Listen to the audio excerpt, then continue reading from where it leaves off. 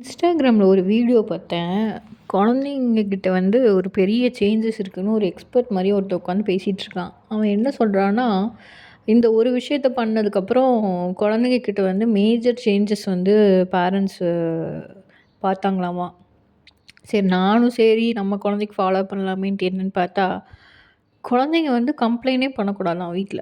அந்த ரூல் போடணுமாம். குழந்தைங்க கம்ப்ளைண்ட் பண்ணா வந்து பனிஷ்மெண்ட்டாமாம். அதுக்கு வந்து 1008 லைக்ஸு, கமெண்ட்ஸில வந்து எஸ் வெரி குட் ஐடியா. அ இந்த வீடியோ பார்த்துட்டு ஃபாலோ பண்ணுற பேரண்ட்ஸோட குழந்தைங்கலாம் பாவம்.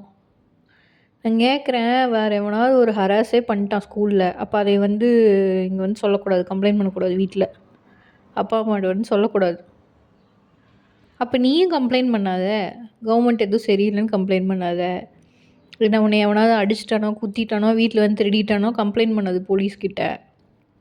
இவனுங்கலாம் எக்ஸ்பர்ட்டுங்கிற பேர்ல உட்காந்து பேசி, இன்னும் எத்தன பேர்த்து உயிர வாங்க போறானுங்கன்னு தெரியல.